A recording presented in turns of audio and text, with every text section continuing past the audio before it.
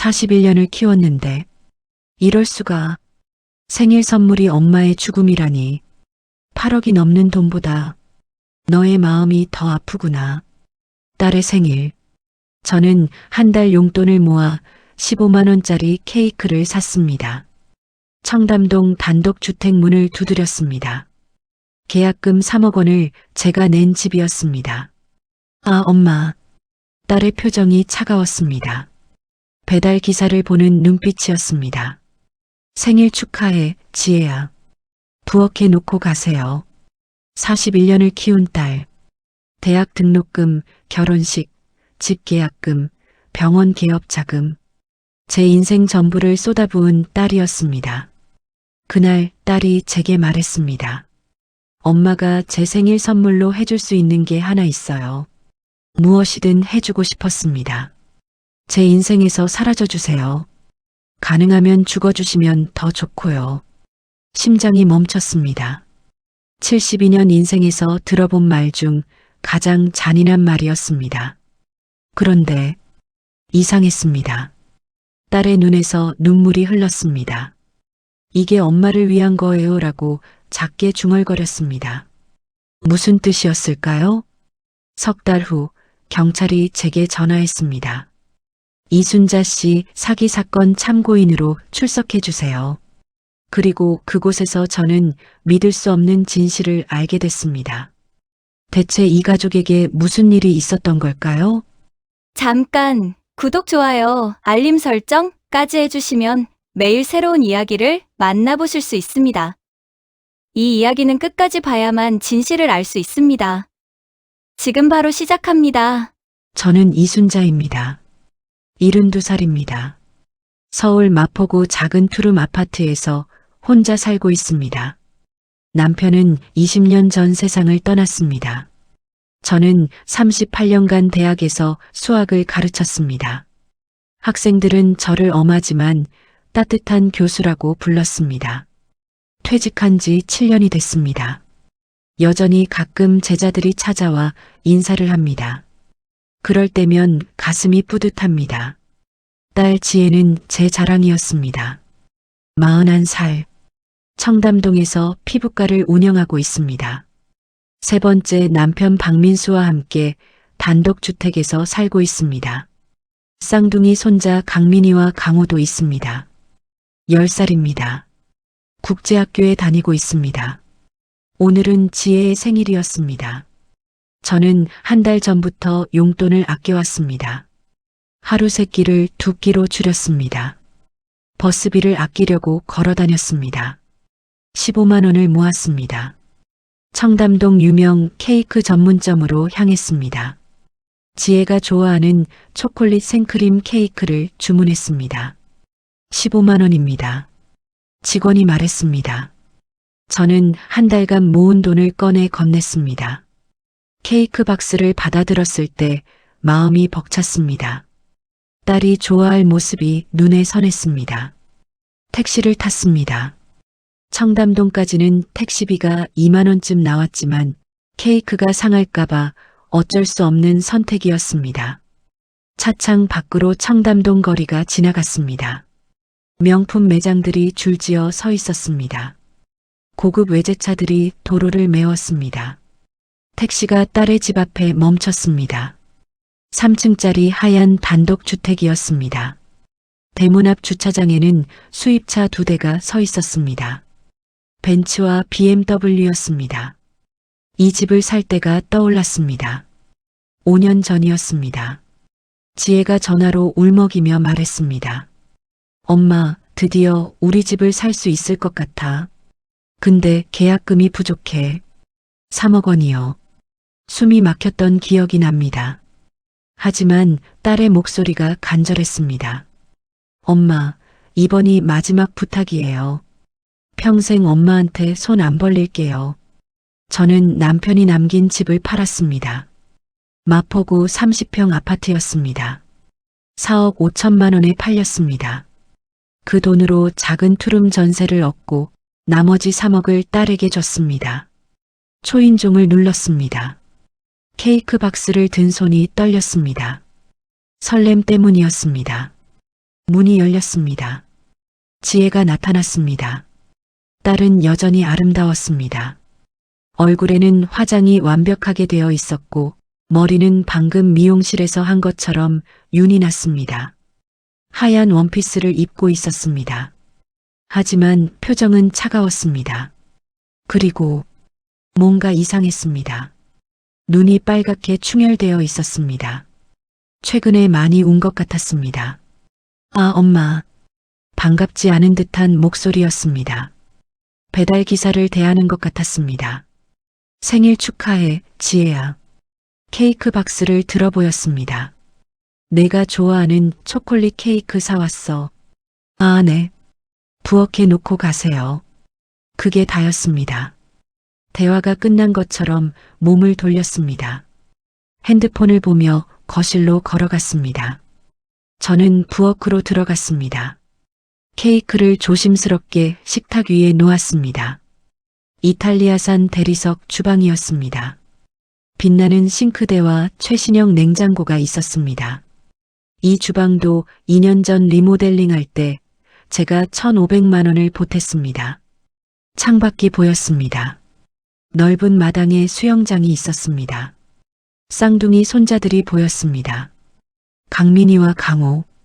수영장에서 수영 강사와 놀고 있었습니다. 저를 보지 못했습니다. 가슴이 아팠습니다. 석 달 전 마지막으로 본 이후로 손자들을 못 봤습니다. 저는 거실로 돌아왔습니다. 지혜는 소파에 앉아 핸드폰을 보고 있었습니다. 지혜야. 네. 고개를 들지 않았습니다. 그냥 케이크만 놓고 가려던 건 아니고 같이 시간 좀 보낼 수 있을까 했어. 지혜가 한숨을 쉬었습니다. 핸드폰을 내려놓았습니다. 엄마, 오늘 저녁에 민수 오빠랑 외식하기로 했거든요. 둘이서요. 박민수? 지혜의 세 번째 남편이었습니다. 첫 번째 남편과는 2년 만에 이혼했습니다. 두 번째 남편과는 3년 만에 이혼했습니다. 그리고 5년 전 박민수와 재혼했습니다.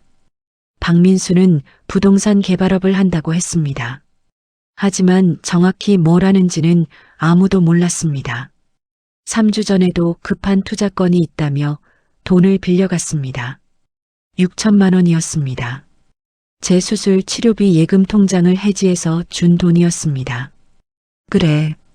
그럼 내일 점심은 어때? 우리 2달 동안 못 봤잖아.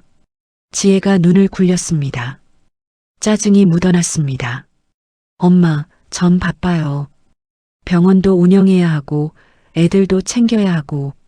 지혜는 청담동에서 피부과를 운영했습니다. 그 병원 개업 자금도 제가 댔습니다. 2억 원이었습니다. 제 퇴직금 전부였습니다. 지혜가 저를 똑바로 쳐다봤습니다. 그 눈빛에서 저는 무언가를 느꼈습니다. 사랑이 아니었습니다. 경멸이었습니다. 하지만 동시에 뭔가 절박한 것도 보였습니다. 엄마, 우리 진지하게 이야기 좀 해요. 가슴이 두근거렸습니다. 앉으세요. 부엌 아일랜드 의자에 앉았습니다. 뭔가 좋지 않은 예감이 들었습니다. 지혜가 냉장고를 열었습니다. 생수를 꺼내 한 모금 마셨습니다. 손이 떨렸습니다. 생수병이 흔들렸습니다. 천천히 의자에 앉았습니다. 엄마, 요즘 생일이나 인생에 대해서 많이 생각해 봤어요. 고개를 끄덕였습니다. 응, 그래. 무슨 생각했는데? 제가 진짜 원하는 게 뭔지요. 말해봐, 지혜야. 엄마가 도와줄 수 있으면 뭐든지. 지혜가 생수병을 테이블 위에 3개 내려놓았습니다. 쾅 소리가 났습니다. 그리고 천천히 한 단어씩 또박또박 말했습니다. 엄마가 제 생일 선물로 해줄 수 있는 게 하나 있어요. 뭔데? 제 인생에서 사라져 주세요. 세상이 멈춘 것 같았습니다. 가능하면 죽어주시면 더 좋고요. 귀를 의심했습니다. 방금 뭐라고 했습니까? 뭐라고? 들으셨잖아요. 지혜의 목소리는 차갑고 단호했습니다. 이제 엄마한테 지쳤어요. 계속되는 전화, 갑작스러운 방문. 그 순간 이상한 걸 봤습니다. 지혜의 눈에서 눈물이 흘러내렸습니다. 하지만 급하게 손으로 닦았습니다. 시대에 뒤떨어진 조언, 엄마의 감정적 의존. 다 지겨워요. 손이 떨리기 시작했습니다. 72년 인생에서 이런 말은 처음이었습니다. 지혜야, 엄마야. 엄마가 내 인생에 다 바쳤잖아. 목소리가 떨렸습니다. 모든 걸 희생했어. 그게 바로 문제예요. 지혜가 소리쳤습니다. 목소리가 떨렸습니다. 엄마는 저를 질식시켜요. 의자에서 일어났습니다. 엄마의 끊임없는 관심 때문에 숨을 쉴 수가 없어요. 창문 쪽으로 걸어가 팔짱을 꼈습니다. 어깨가 떨렸습니다. 저는 공간이 필요해요. 자유가 필요해요. 뒤돌아서서 저를 봤습니다. 눈빛이 절박했습니다. 무언가에 쫓기는 것 같았습니다. 엄마의 기대와 감정적 드라마 없이 제 인생을 살고 싶어요. 그리고 작게, 아주 작게 중얼거렸습니다. 이게 엄마를 위한 거예요. 뭐라고? 아무것도 아니에요. 지혜가 다시 차갑게 변했습니다. 저는 생일 케이크를 받습니다. 촛불은 아직 상자 안에 있었습니다. 불을 켜지도 못했습니다. 제가 상상했던 모든 것이 사라졌습니다. 포옹도, 웃음도, 추억도. 하지만 지혜야, 목이 메었습니다. 엄마는 내가 가까이 있고 싶어서, 내 인생의 일부가 되고 싶어서. 그게 바로 문제라고요. 지혜가 돌아섰습니다. 눈물이 또 흘러내렸습니다. 제가 엄마의 전부라는 게요. 급하게 눈물을 닦았습니다. 엄마 인생 좀 챙기세요. 저 좀 내버려 두고요. 의자에서 일어났습니다. 다리가 후들거렸습니다. 넘어질 것 같았습니다. 가방을 집었습니다. 진주 목걸이가 든 작은 상자도 들었습니다. 할머니가 물려주신 목걸이였습니다. 지혜에게 주려고 가져왔던 것입니다. 엄마는 믿을 수가 없어. 눈물이 차올랐습니다. 엄마가 너한테 해준 게 얼마나 많은데. 엄마가 해준 게 많다고요? 지혜가 비웃었습니다. 하지만 그 목소리가 떨렸습니다. 억지로 냉정한 척하는 것 같았습니다. 엄마가 한 건 다 엄마 자신을 위한 거예요. 지혜의 손이 주먹을 쥐었습니다. 손톱이 손바닥에 박힐 정도로요. 필요한 사람이 되려고, 제 인생을 통제하려고요. 근데 전 이제 애가 아니에요. 엄마가 더 이상 저를 질식시키는 거 필요 없어요. 대문 쪽으로 걸었습니다. 한 걸음 한 걸음이 천근만근이었습니다. 현관문 앞에 섰습니다. 마지막으로 돌아봤습니다. 지혜의 얼굴을 봤습니다. 지혜는 벽에 기대서 있었습니다. 어깨가 떨리고 있었습니다. 울고 있는 것 같았습니다. 하지만 제가 쳐다보자 바로 고개를 들었습니다. 눈물을 닦았습니다. 차갑게 변했습니다. 생일 축하해, 지혜야. 작은 목소리로 말했습니다. 지혜가 뭔가 말하려다 입을 다물었습니다. 그리고 작게, 아주 작게 중얼거렸습니다. 미안해요, 엄마. 이렇게라도 해야. 뭐, 아무것도 아니에요. 지혜의 눈에서 눈물이 또 흘렀습니다. 가세요. 제발. 목소리가 간절했습니다. 무언가를 애원하는 것 같았습니다. 문을 조용히 닫았습니다. 밖으로 나오는데 뒤에서 소리가 들렸습니다. 누군가 흐느끼는 소리였습니다. 지혜였습니다. 하지만 돌아보지 않았습니다. 돌아보면 무너질 것 같았습니다. 택시를 잡아 탔습니다. 어디로 가시겠습니까? 기사님이 물었습니다. 마포구요.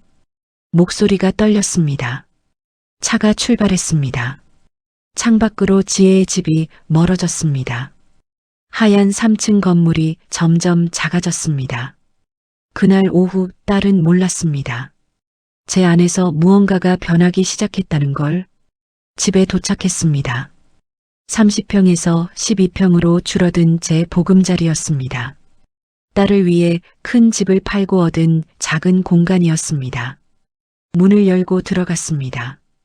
가방을 바닥에 던졌습니다. 소파에 주저앉았습니다. 그제야 눈물이 쏟아졌습니다. 딸의 말이 귀에 맴돌았습니다.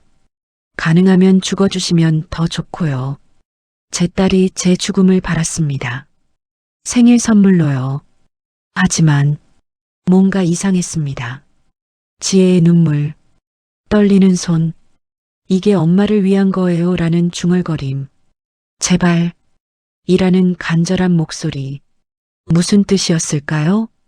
고개를 저었습니다. 아니야, 그냥 죄책감이었을 거야. 밤이 깊어졌습니다. 잠이 오지 않았습니다. 저는 일어나 거실 장롱을 열었습니다. 오래된 상자를 꺼냈습니다. 남편이 돌아가신 후 20년간 모아둔 영수증과 기록들이었습니다. 하나하나 펼쳐놨습니다. 식탁 위에 가득 쌓였습니다. 지혜가 5살 때 천식으로 병원에 입원했습니다. 특수 치료가 필요했습니다. 보험이 안 됐습니다. 1,800만 원을 냈습니다. 제 결혼 금반지를 팔았습니다. 지혜가 16살 때 미국 교환학생을 가고 싶어 했습니다. 1년 프로그램이었습니다. 2,500만 원이 필요했습니다. 이 아파트를 담보로 대출을 받았습니다. 지혜가 대학에 들어갔을 때 법학과를 선택했습니다.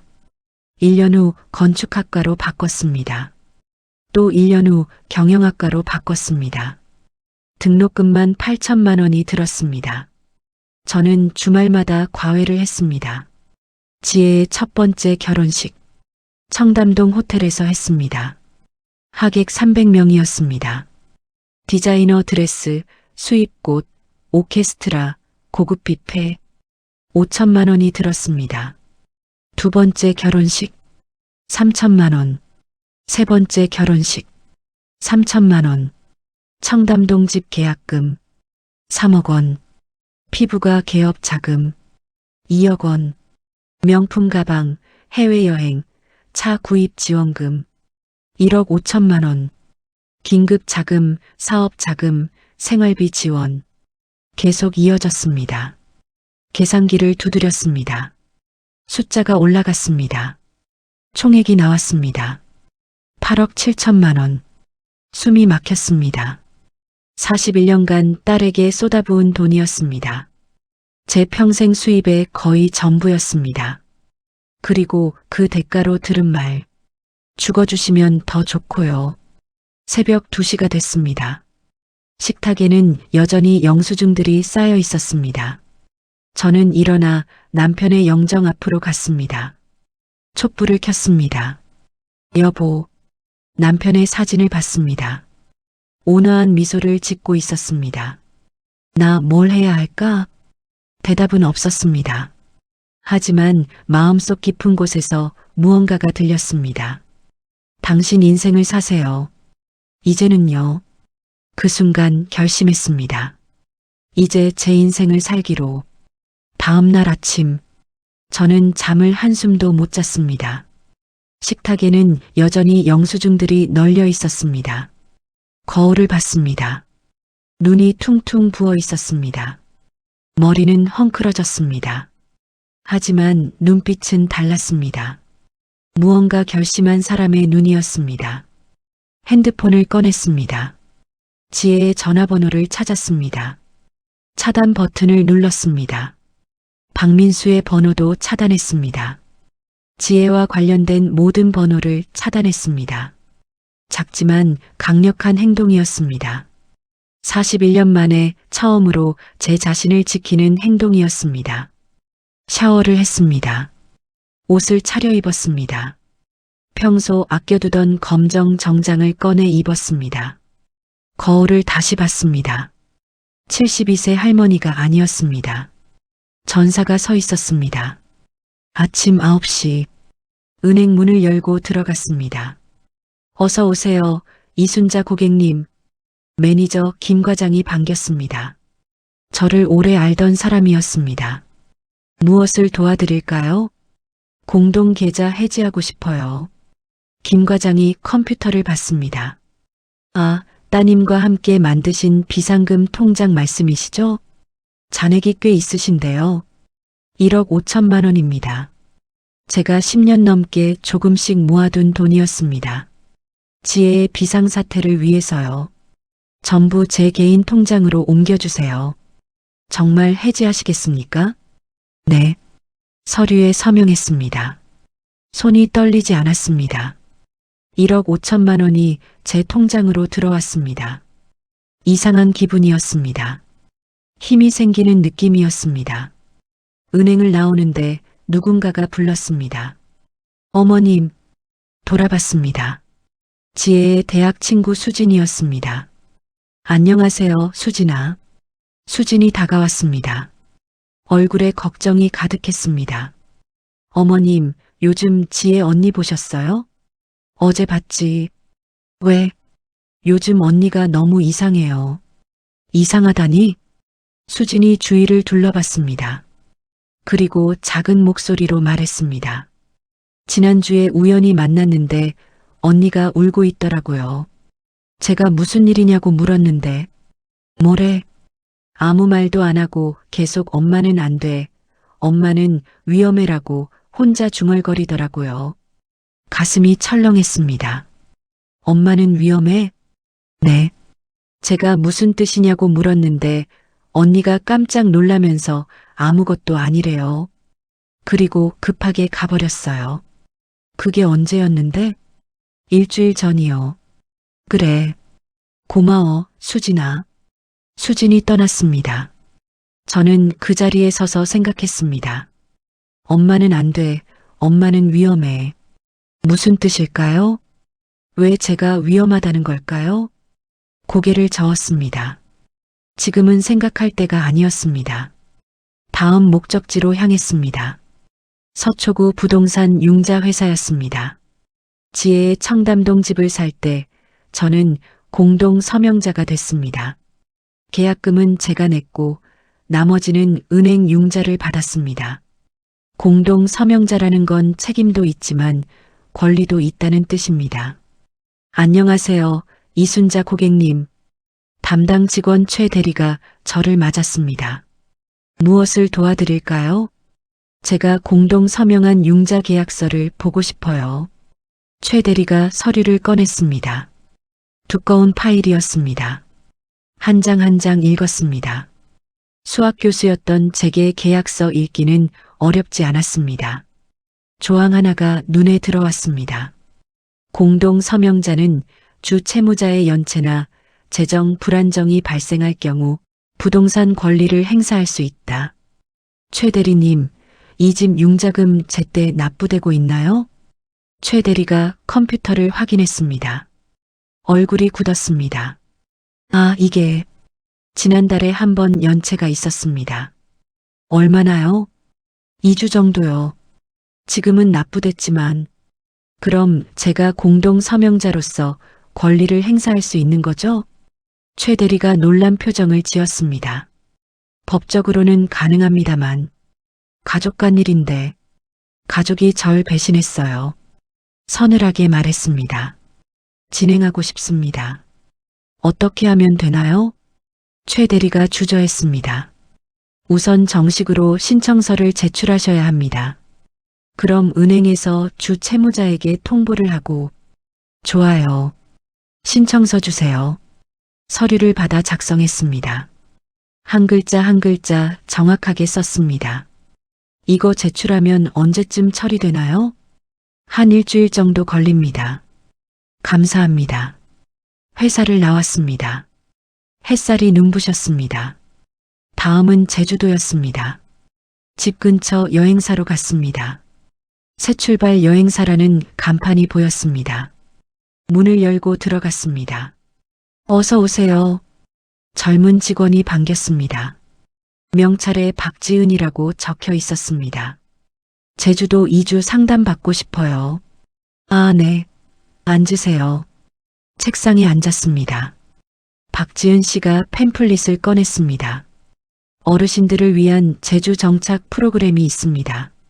주택 알선, 의료시설 안내, 동호회 연결 등을 도와드려요. 얼마나 걸리나요? 빠르면 2주 안에 가능합니다. 어떤 지역을 원하세요? 조용한 곳이요. 바다가 보이는 곳으로요. 구자읍이 좋을 것 같아요. 한적하고 바다도 가깝고 어르신들 커뮤니티도 잘 되어 있어요. 거기로 해주세요. 계약금을 냈습니다. 500만 원이었습니다. 여행사를 나오는데 핸드폰이 울렸습니다. 모르는 번호였습니다. 받았습니다. 여보세요? 어머님, 저 민수예요. 박민수였습니다. 지혜의 남편이었습니다. 왜 전화했어요? 어머님, 지혜한테 들었어요. 어제 일, 제가 사과드릴게요. 당신이 왜 사과해요? 당신 잘못이 아니잖아요.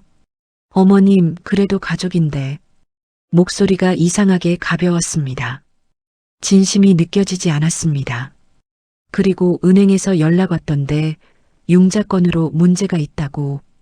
그래서 전화했군요. 그거 제가 신청한 거예요. 네. 어머님, 그게 무슨. 당신네 집 융자금 연체됐더군요. 공동 서명자로서 제 권리를 행사할 겁니다. 어머님, 그러시면 안 돼요. 우리 집이 당신네 집이 아니에요. 제 돈 3억이 들어간 집이에요. 어머님, 제발이요. 지혜랑 애들 생각해서라도. 지혜가 뭐라고 했는지 아세요? 절 죽어달라고 했어요. 생일 선물로요. 그건 지혜가 요즘 스트레스를 많이 받아서 스트레스 받으면 엄마한테 죽으라고 해도 돼요? 침묵이 흘렀습니다. 어머님, 부탁이에요. 한 번만. 전화를 끊었습니다. 다시 차단했습니다. 이상했습니다. 박민수 목소리에는 진짜 당황한 것 같지 않았습니다. 오히려 예상했던 것 같았습니다. 왜일까요? 집으로 돌아왔습니다. 이웃 김영숙 씨가 복도에 서 있었습니다. 순자 씨, 영숙 씨는 68살이었습니다. 저보다 4살 어렸습니다. 이 아파트에서 15년을 함께 살았습니다. 영숙 씨, 얼굴이 왜 그래? 무슨 일 있어? 집으로 들어가 문을 닫았습니다. 영숙 씨에게 모든 걸 말했습니다. 어제 있었던 일, 지혜가 한 말, 오늘 한 일들. 영숙 씨는 눈물을 흘렸습니다. 세상에, 어떻게 딸이 엄마한테 그런 말을 해? 그래서 결심했어요. 이제 내 인생 살 거예요. 잘했어, 순자 씨. 정말 잘했어. 영숙 씨가 제 손을 잡았습니다. 근데 도움이 필요할 것 같아. 뭔데? 제가 제주도로 떠날 거예요. 근데 지혜한테는 제가 완전히 사라진 것처럼 보이게 하고 싶어요. 영숙 씨가 고개를 끄덕였습니다. 내가 어떻게 도와줄까? 계획을 설명했습니다. 제가 떠난 후 영숙 씨가 제 집을 찾아옵니다. 문을 두드려도 대답이 없습니다. 비상 열쇠로 문을 엽니다. 집은 텅 비어 있습니다. 테이블 위에 편지만 놓여 있습니다. 편지는 지혜에게 전달됩니다. 내가 할 수 있어. 사실 연극 교사였잖아. 연기는 자신 있어. 영숙 씨가 웃었습니다. 고마워요, 영숙 씨. 친구 좋다는 게 이럴 때 쓰는 거지. 그날 밤 저는 편지를 쓰기 시작했습니다. 지혜에게 남길 마지막 편지였습니다. 지혜에게 펜을 들었습니다.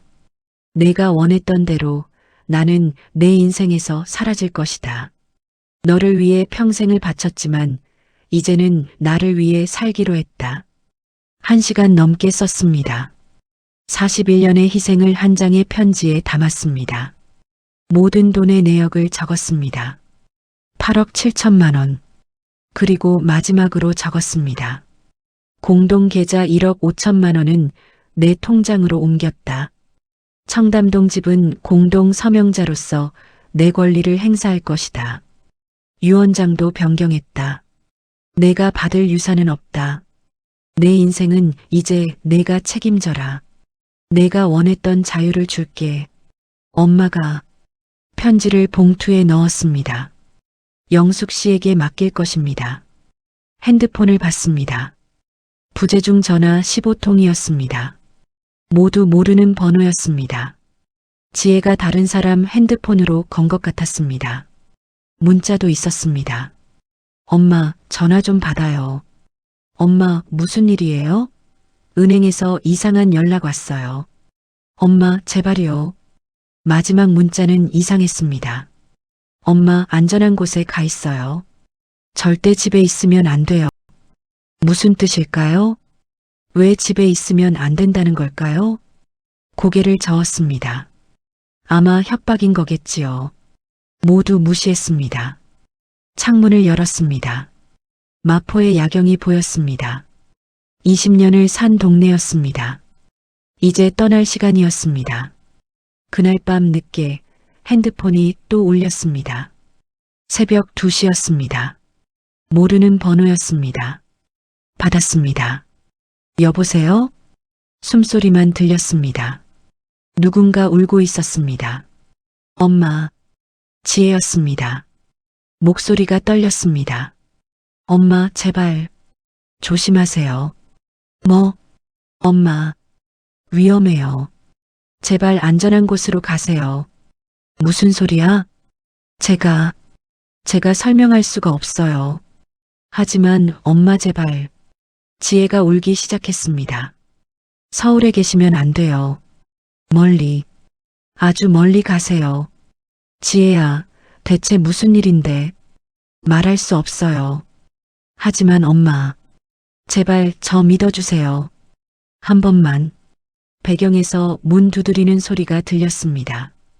그리고 남자 목소리. 야, 누구한테 전화하는 거야? 박민수였습니다. 아무도 아니에요. 지혜가 급하게 말했습니다. 엄마, 끊을게요. 제발, 조심하세요. 전화가 끊겼습니다. 저는 핸드폰을 보며 한참을 생각했습니다. 엄마, 위험해요. 안전한 곳으로 가세요. 무슨 뜻일까요? 하지만 오래 생각하지 않았습니다. 지금은 떠날 준비에 집중해야 했습니다. 핸드폰을 꺼놨습니다. 다시 천장을 봤습니다. 이틀 후면 제주도로 떠납니다. 새로운 삶이 시작됩니다. 이틀이 지났습니다. 모든 준비가 끝났습니다. 김포공항 제주행 비행기 표를 샀습니다. 출발은 오늘 오후 2시였습니다. 짐을 쌌습니다. 큰 캐리어 하나와 작은 가방 하나. 72년 인생이 그 안에 다 들어갔습니다. 사진 몇 장, 남편과 찍은 사진, 어린 지혜와 찍은 사진. 그게 전부였습니다. 나머지는 다 버렸습니다. 옷도 책도 추억도. 새로 시작하려면 가벼워야 했습니다. 영숙 씨가 찾아왔습니다. 준비 다 됐어? 응. 오후에 떠나. 편지는? 책상 위 봉투를 건넸습니다. 내가 떠나고 나흘 후에 여기 와줘. 그리고 문 두드리고 대답 없으면 비상 열쇠로 들어와. 알았어. 편지는 지혜한테 직접 줘. 그럴게. 영숙 씨가 저를 안아줬습니다. 잘 살아, 순자야. 내가 행복해야 해.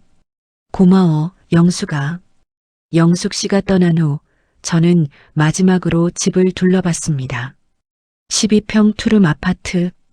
좁았지만 따뜻했던 공간이었습니다. 오후 2시 택시를 불렀습니다. 김포공항으로 가주세요. 네, 알겠습니다. 차가 출발했습니다. 창밖으로 마포거리가 지나갔습니다. 72년을 산 도시였습니다. 이제 작별할 시간이었습니다. 공항에 도착했습니다. 탑승 수속을 밟았습니다. 제주도 가시나 봐요? 직원이 웃으며 물었습니다. 네. 거기서 살 거예요. 아, 이주하시는 거군요. 제주도 좋아요. 행복하실 거예요. 그러길 바래요. 탑승구로 걸어갔습니다. 뒤돌아보지 않았습니다. 비행기에 올랐습니다. 창가 자리에 앉았습니다. 비행기가 이륙했습니다. 서울이 점점 작아졌습니다. 눈을 감았습니다. 1시간 후 제주도에 도착했습니다. 공항 밖으로 나왔습니다. 따뜻한 바람이 불었습니다. 짠 바다 냄새가 났습니다. 택시를 탔습니다. 구자읍으로 가주세요. 네, 알겠습니다. 차가 출발했습니다. 창밖으로 제주도 풍경이 지나갔습니다. 푸른 바다, 돌담, 유채꽃밭. 서울과는 완전히 달랐습니다. 1시간 후 구자읍에 도착했습니다.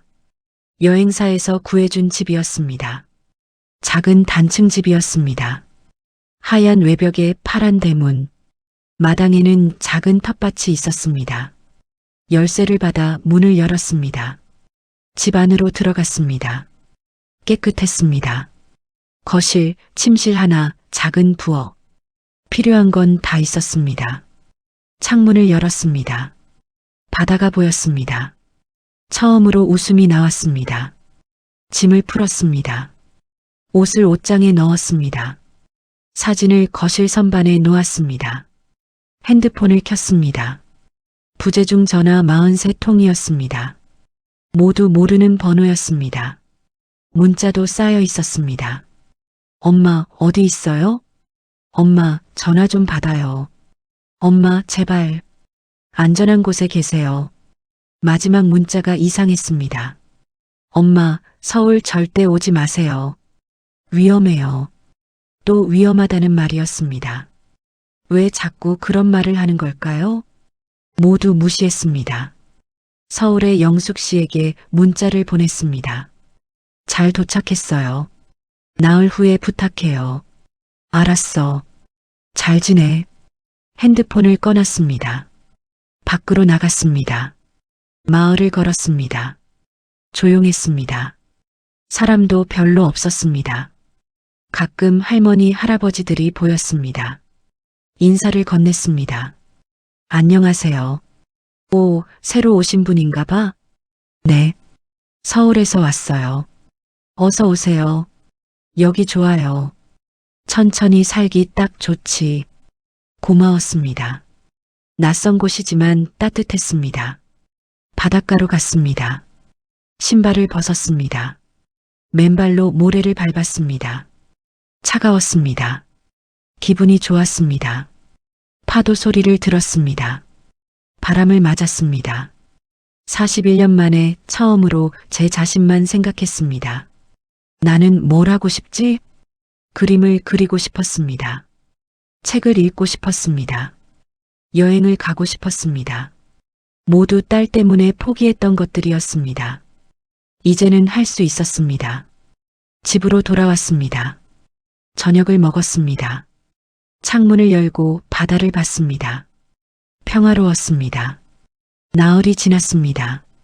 서울에서 영숙 씨가 움직일 시간이었습니다. 핸드폰을 켰습니다. 영숙 씨에게서 문자가 왔습니다. 지금 내 집 앞이야. 들어갈게. 30분 후 다시 문자가 왔습니다. 편지 전달했어. 지혜가 울면서 읽더라. 내가 할 일은 다 했어. 고마워, 영숙아. 이제 지혜는 알았을 것입니다. 엄마가 정말로 사라졌다는 걸. 핸드폰이 울리기 시작했습니다. 계속 울렸습니다. 받지 않았습니다. 문자가 쏟아졌습니다. 엄마, 어디 있어요? 제발 연락해요. 엄마, 편지 읽었어요. 제발 돌아와요. 엄마, 집이 경매 넘어갔어요. 엄마, 제발. 그리고 이상한 문자도 있었습니다. 엄마, 거기 어디예요? 주소 알려주세요. 제가 가야 해요. 엄마 혼자 계시면 안 돼요. 위험해요. 또 위험하다는 말이었습니다. 72시간 동안 문자가 계속 왔습니다. 처음에는 사과였습니다. 그 다음은 애원이었습니다. 마지막은 공포였습니다. 엄마, 제발 조심하세요. 엄마, 혼자 밖에 나가지 마세요. 엄마, 모르는 사람이 오면 절대 문 열지 마세요. 무슨 뜻일까요? 왜 자꾸 위험하다고 하는 걸까요? 모두 무시했습니다. 한 달이 지났습니다. 제주도 생활에 적응했습니다. 동네 수채화 교실에 등록했습니다. 주 2회 오전 수업이었습니다. 한라산 트레킹 모임에도 가입했습니다. 60에서 70대 분들이 모여 산을 걷는 모임이었습니다. 도서관에도 다녔습니다. 오후마다 책을 읽었습니다. 처음으로 제 시간을 가졌습니다.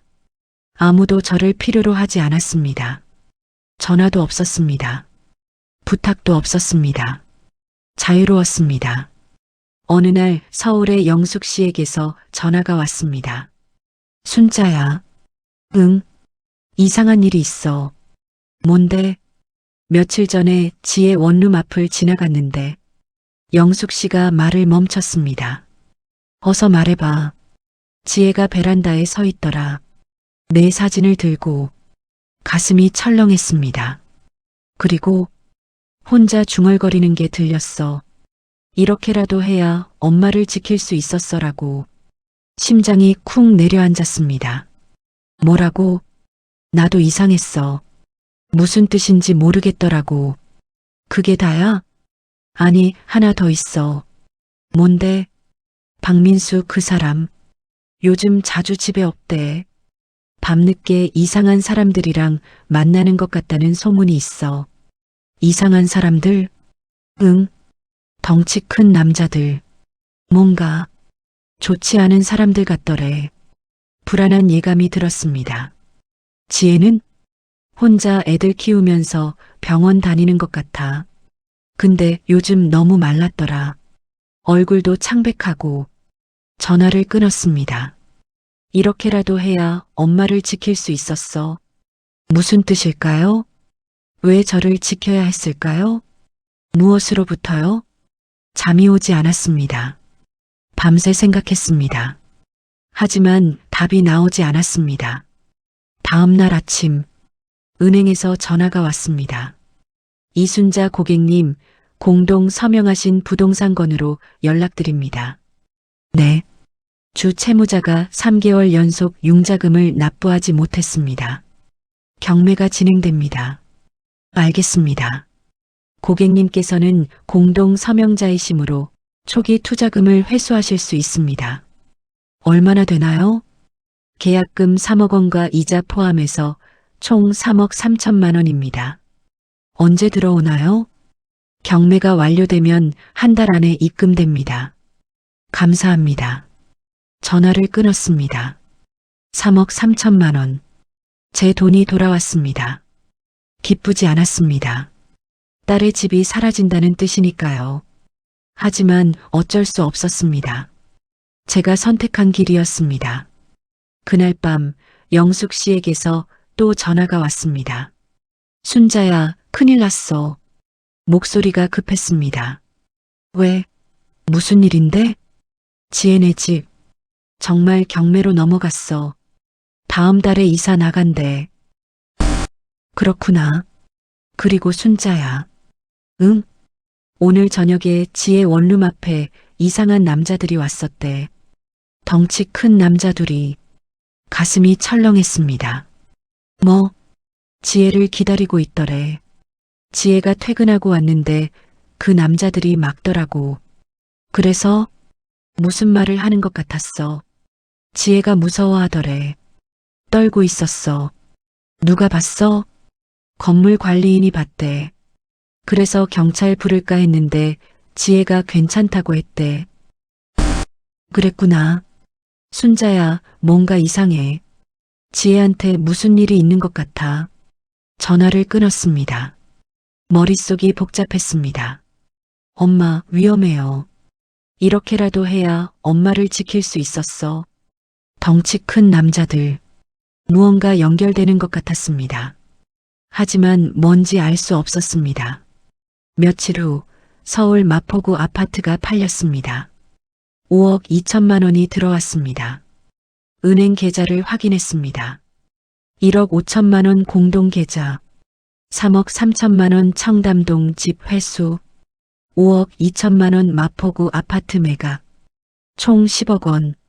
놀라웠습니다. 72년을 살면서 이렇게 많은 돈을 가져본 적이 없었습니다. 하지만 기쁘지 않았습니다. 마음 한구석이 불편했습니다. 지혜가 걱정됐습니다.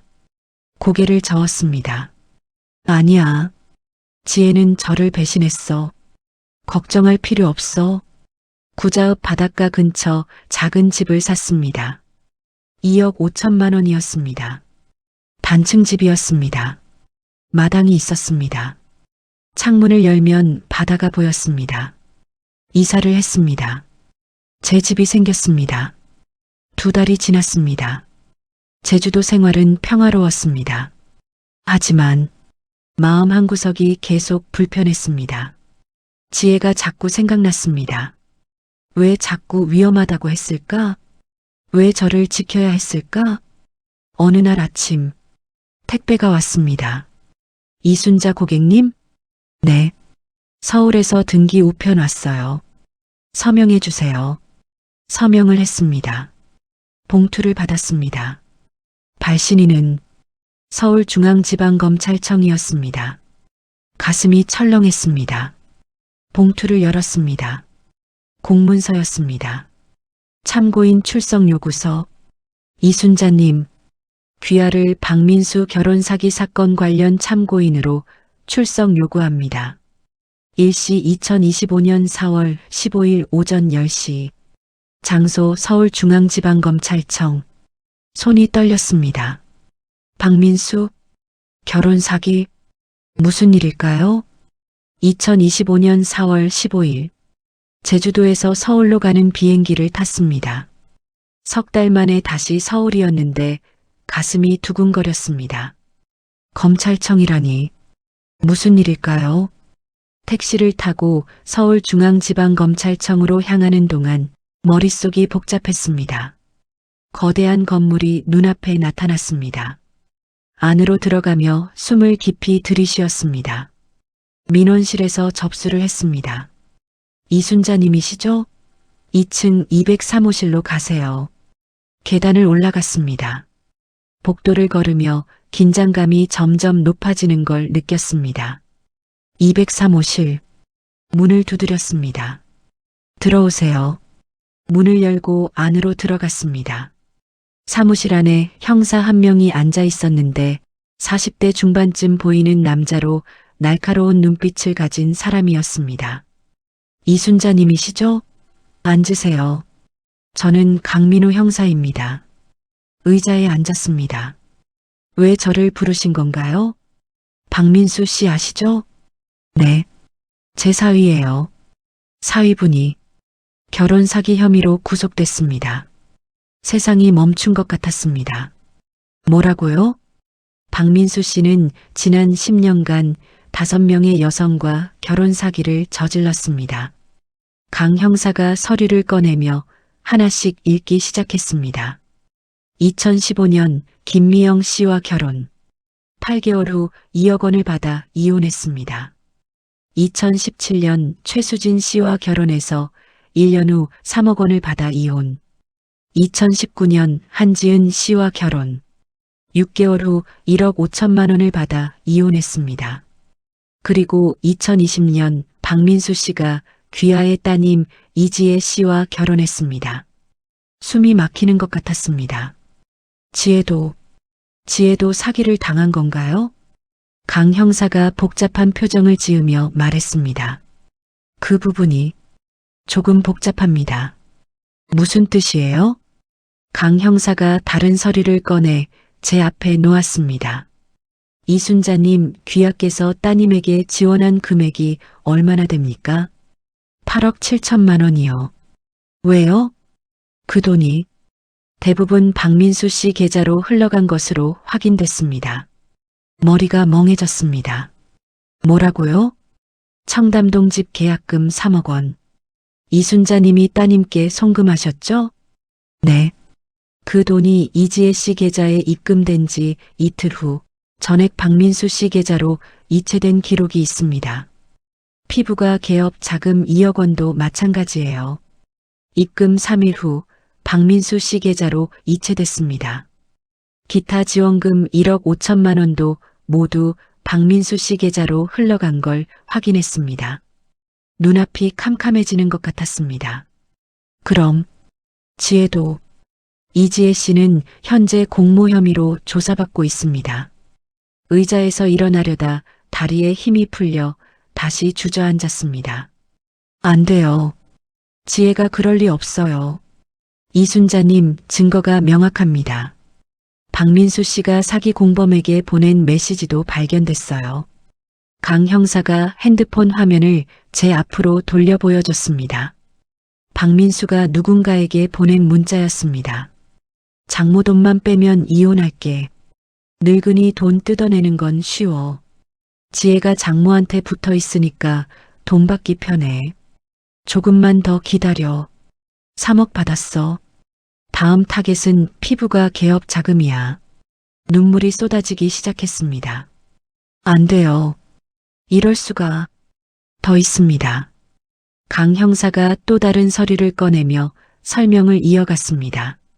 청담동 집도 실제로는 박민수 씨 사기 조직 명의로 되어 있었어요. 이순자님이 공동 서명자이긴 하지만 실제 소유주는 따로 있었다는 게 밝혀졌습니다. 피부과도 마찬가지입니다.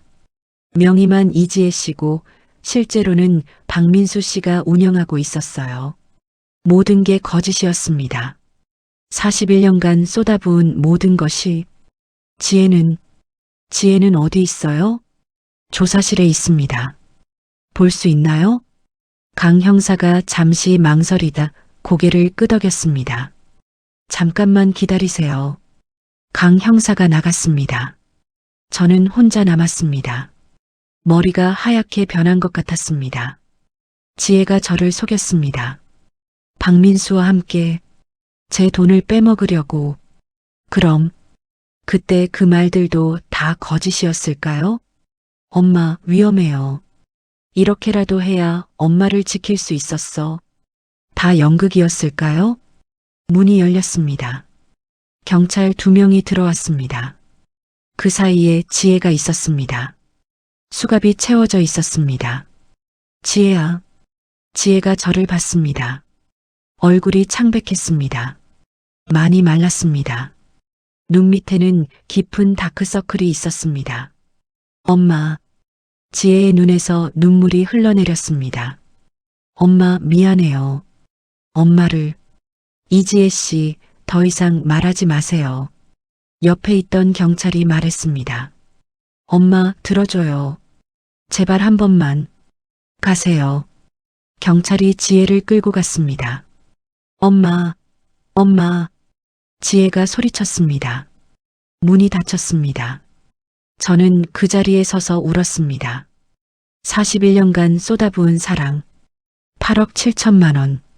모든 것이 거짓이었습니다. 강 형사가 다시 들어왔습니다. 이순자님 괜찮으세요? 아니요. 조사는 이것으로 끝났습니다. 귀하는 피해자이시니까요. 지혜는 어떻게 되나요? 증거가 명확하면 구속될 가능성이 높습니다. 다리에 힘이 풀렸습니다. 검찰청을 나왔습니다. 햇살이 눈부셨습니다. 하지만 제 눈에는 아무것도 보이지 않았습니다. 영숙 씨에게 전화를 걸었습니다. 여보세요? 영숙아. 나야. 순자야? 무슨 일이야? 목소리가 왜 그래? 모든 걸 말했습니다. 박민수의 사기, 지혜의 공모 혐의, 모든 것이 거짓이었다는 것. 세상에. 순자야. 어떻게? 영숙 씨도 울었습니다. 나 제주도로 돌아갈게. 순자야, 혼자 괜찮겠어? 모르겠어. 전화를 끊었습니다. 공항으로 향했습니다. 다음 비행기 표를 샀습니다. 대기실에 앉아 있었습니다. 멍하니 모든 게 믿기지 않았습니다. 그때 핸드폰이 울렸습니다. 모르는 번호였습니다. 받았습니다. 여보세요? 이순자 씨입니까? 남자 목소리였습니다. 낯선 목소리였습니다. 누구세요? 저는 이지혜 씨의 변호사입니다. 이지혜 씨가 전해달라는 말이 있어서 연락드렸습니다. 뭔데요? 이지혜 씨가 무죄라고 합니다. 박민수와 공모한 것이 아니라고요. 증거도 다 있는데 무슨 소리예요? 이지혜 씨가 증거를 제출하려고 합니다. USB와 일기장을 제게 맡겼습니다. 뭐? 이순자 씨께 직접 전달하고 싶다고 합니다. 혹시 시간 되시면 지금은 못 만나요. 제주도로 돌아가야 해요. 알겠습니다. 그럼 제주도로 소포 보내드리겠습니다. 네. 전화를 끊었습니다. 증거, 일기장, 무슨 뜻일까요? 비행기에 올랐습니다. 제주도로 돌아갔습니다. 집에 도착했습니다. 문을 열고 들어갔습니다. 소파에 주저앉았습니다. 울었습니다. 한참을 울었습니다. 밤이 깊었습니다. 창문 밖 바다가 보였습니다. 파도 소리가 들렸습니다. 하지만 평화롭지 않았습니다. 가슴이 너무 아팠습니다. 일주일이 지났습니다. 제주도 집에서 멍하니 지냈습니다. 아침에 일어나도 아무것도 하고 싶지 않았습니다. 수채화 교실도 가지 않았습니다. 한라산 트레킹도 나가지 않았습니다. 도서관도 가지 않았습니다. 그저 창문 너머 바다만 봤습니다. 8억 7천만 원. 41년의 사랑. 모두 거짓이었다는 생각이 머릿속을 떠나지 않았습니다. 어느 날 오후 초인종이 울렸습니다. 문을 열었습니다. 택배기사가 서 있었습니다. 이순자님 맞으시죠? 서울에서 택배 왔어요. 상자를 받았습니다. 발신인은 변호사 사무소였습니다. 문을 닫고 상자를 식탁 위에 놓았습니다. 한참을 그냥 쳐다봤습니다. 열어야 할까요? 손이 떨렸습니다. 천천히 상자를 뜯었습니다. 안에 3가지가 들어 있었습니다. 낡은 일기장 하나, USB 하나, 봉투 하나. 먼저 봉투를 열었습니다. 지혜의 편지였습니다. 엄마께 평생 미안합니다. 엄마를 그렇게 아프게 해서 용서를 구할 자격도 없다는 걸 압니다. 하지만 진실을 알아주셨으면 합니다. 일기장을 읽어주세요. USB를 들어주세요. 그리고 제가 왜 그랬는지 이해해주세요. 사랑합니다, 엄마. 지혜가 손이 떨렸습니다. 일기장을 펼쳤습니다. 지혜의 글씨였습니다. 첫 페이지에 날짜가 적혀 있었습니다. 2024년 3월 12일. 1년 전이 오늘 민수 오빠 핸드폰을 우연히 봤다. 카톡 알림이 떠서 무심코 열었는데 믿을 수가 없었다. 김미영 거는 2억 빼먹었고 최수진은 3억, 한지은은 1억 5천. 다음은 장모야. 10억은 뜯어낼 수 있을 거야. 심장이 멈추는 것 같았다. 더 읽어봤다. 과거 결혼 기록들, 여자들 사진, 통장 내역. 민수 오빠는 결혼 사기꾼이었다. 손이 떨려 일기장을 떨어뜨릴 뻔했습니다. 계속 읽었습니다. 2024년 3월 15일. 경찰에 신고하려고 했다. 증거를 모았다. 핸드폰 사진, 통장 내역, 모든 것을. 하지만 민수 오빠가 알아차렸다. 오늘 밤 집에 이상한 남자들이 왔다. 덩치 큰 남자 둘. 민수 오빠가 그들과 거실에서 이야기하는 걸 들었다. 형님, 지혜가 눈치챈 것 같아요. 형님? 그래. 그럼 장모부터 처리하자. 늙은이 혼자 사니까 쉽겠네. 온몸이 얼어붙었다. 엄마를 해치려 한다. 경찰에 신고하면 엄마가 위험하다. 눈물이 쏟아졌습니다. 다음 페이지를 넘겼습니다. 2024년 3월 20일. 결정했다. 엄마를 멀리 보내야 한다. 서울에서 아주 멀리. 하지만 엄마는 절대 가지 않을 것이다. 나를 두고는. 그럼 엄마가 날 싫어하게 만들어야 한다. 날 미워하게 만들어야 한다. 날 떠나고 싶게 만들어야 한다. 가슴이 찢어지지만 이게 엄마를 지키는 유일한 방법이다. 일기장을 덮었습니다. 숨을 쉴 수가 없었습니다. USB를 컴퓨터에 꽂았습니다. 녹음 파일이 하나 있었습니다. 재생 버튼을 눌렀습니다. 박민수의 목소리가 들렸습니다. 형님, 장모 돈 얼마나 뺄 수 있을까요? 다른 남자 목소리가 들렸습니다. 더 굵고 거친 목소리였습니다. 집 팔면 5억은 나올 거야. 퇴직금도 있을 거고 10억은 뜯어낼 수 있어. 근데 지혜가 눈치챘어요. 그래, 그럼 장모부터 처리하자. 늙은이 혼자 사는 집 주소 알아냈어. 마포구 어쩌고. 처리하면 죽이는 건가요? 당연하지. 증거 남기면 안 되잖아. 녹음이 끝났습니다. 컴퓨터 앞에서 얼어붙었습니다. 저를 죽이려 했다는 건가요? 지혜는 저를 지키려고 했던 건가요? 다시 일기장을 펼쳤습니다. 마지막 페이지를 읽었습니다. 2025년 1월 8일. 오늘 엄마 생일이다. 엄마를 밀어내는 날. 평생 가장 잔인한 말을 할 것이다. 죽어주시면 더 좋고요. 말하면서 눈물이 날 것 같다. 하지만 참아야 한다. 엄마가 믿어야 한다.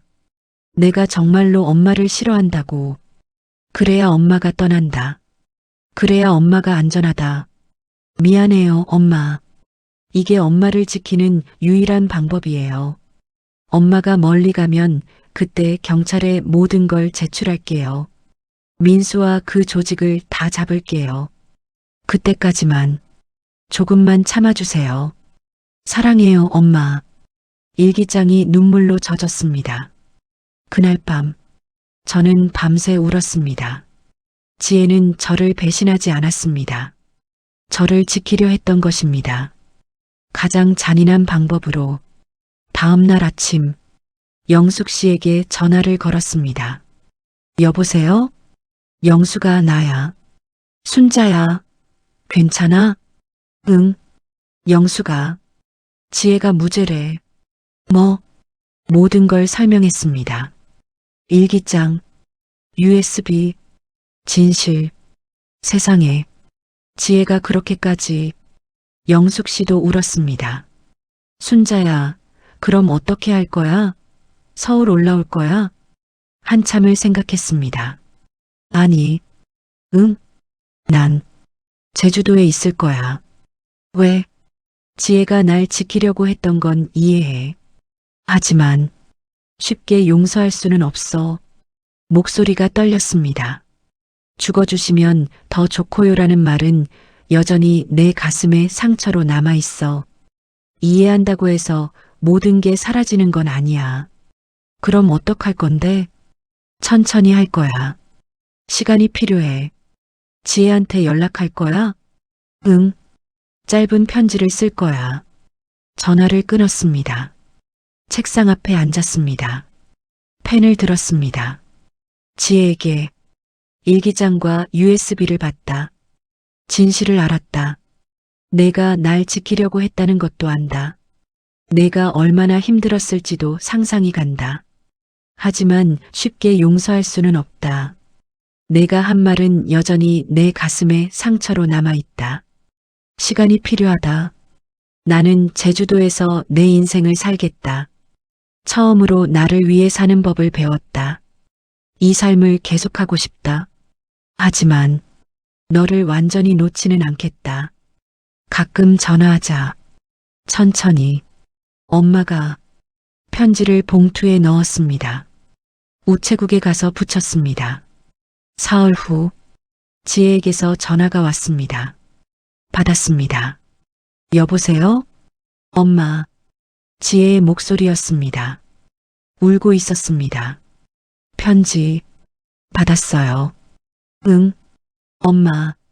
정말 미안해요. 알아. 침묵이 흘렀습니다. 엄마. 언제 만날 수 있을까요? 모르겠다. 시간이 좀 필요해. 알겠어요. 지혜야. 네. 너도 내 인생 잘 살아. 네. 강민이랑 강호 잘 키우고. 네, 엄마. 가끔 전화할게. 감사합니다, 엄마. 전화를 끊었습니다. 가슴이 먹먹했습니다. 하지만 이게 맞는 것 같았습니다. 한 달이 지났습니다. 저는 다시 수채화 교실에 나가기 시작했습니다. 한라산 트레킹도 다시 시작했습니다. 도서관에서 책을 읽었습니다. 지혜와는 일주일에 한 번 전화했습니다. 짧은 통화였습니다. 어색했지만 나쁘지 않았습니다. 석 달이 지났습니다. 제 은행 계좌에서 익명으로 3천만 원을 송금했습니다. 지혜의 계좌로 강민이와 강호의 학비를 위해서였습니다. 지혜에게서 문자가 왔습니다.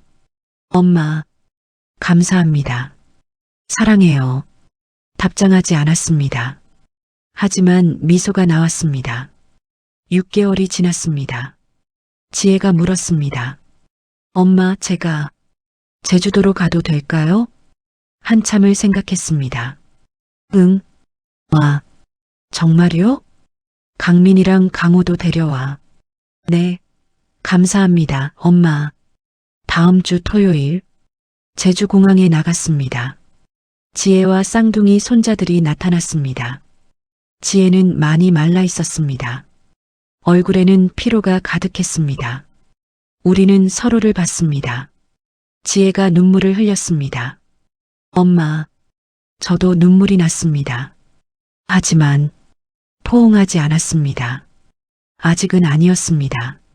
할머니, 강민이와 강호가 달려왔습니다. 아이들을 안아줬습니다. 어머, 많이 컸네. 할머니가 얼마 만에 보는 거야? 6개월이요. 우와, 그동안 키도 많이 컸구나. 집으로 돌아왔습니다. 지혜는 제 작은 집을 둘러봤습니다. 엄마, 여기서 사세요? 응. 조용하고 좋아. 바다도 보이네요. 응. 점심을 먹었습니다. 제가 직접 만든 김치찌개와 된장국이었습니다. 맛있어요, 엄마. 많이 먹어. 어색했습니다. 하지만 나쁘지 않았습니다. 오후에 함께 바닷가를 걸었습니다. 강민이와 강호는 앞서 뛰어다녔습니다. 지혜와 저는 나란히 걸었습니다. 말없이 한참 후 지혜가 말했습니다. 엄마, 정말 미안해요. 알아. 용서해 주실 수 있을까요? 한참을 생각했습니다. 천천히. 시간이 좀 더 필요해. 네. 하지만 이렇게 가끔 만나는 건 좋아. 지혜가 고개를 끄덕였습니다. 감사합니다, 엄마. 해가 지기 시작했습니다. 지혜와 아이들을 공항에 데려다 줬습니다. 또 올게요, 엄마. 응. 전화하고. 네. 비행기가 떠났습니다. 집으로 돌아오는 길, 저는 창문을 열고 바다를 봤습니다. 완벽한 화해는 아니었습니다. 예전처럼 돌아가지도 않았습니다. 하지만 이게 맞는 것 같았습니다. 저는 제주도에서 제 인생을 살고 있습니다. 지혜는 서울에서 아이들을 키우며 살고 있습니다. 우리는 한 달에 한 번 전화합니다. 명절에는 만납니다. 서로를 질식시키지 않습니다. 하지만 서로를 돌봅니다. 이게 진짜 사랑인 것 같습니다. 1년이 지났습니다. 어느 날 지혜가 전화했습니다. 엄마, 제가 내년에 제주도로 이사 가려고요. 뭐? 병원을 제주도로 옮기려고요. 아이들도 여기서 키우고 싶어요. 그래. 엄마랑 가까이 살고 싶어요. 하지만 너무 가까이는 아니고요. 웃음이 나왔습니다. 그래. 좋아. 감사합니다, 엄마. 전화를 끊고 창문을 열었습니다. 바다가 보였습니다. 파도가 밀려왔다 밀려갔습니다. 인생도 그런 것 같습니다. 때로는 멀어지고, 때로는 가까워지고, 하지만 그 리듬 속에서 진짜 사랑을 배워갑니다. 72년을 살아서 이제야 알았습니다. 사랑은 집착이 아니라는 것을, 사랑은 자유라는 것을, 그리고 진짜 가족은 서로의 인생을 존중하면서도 서로를 돌보는 사람들이라는 것을. 오늘도 저는 바다를 봅니다. 수채화를 그립니다. 책을 읽습니다. 그리고 가끔 딸에게 전화합니다. 지혜야, 오늘 뭐 했어? 엄마, 오늘은. 우리는 천천히 조금씩 새로운 관계를 만들어가고 있습니다. 완벽하지 않지만 진실한 관계를. 그리고 그게 충분합니다.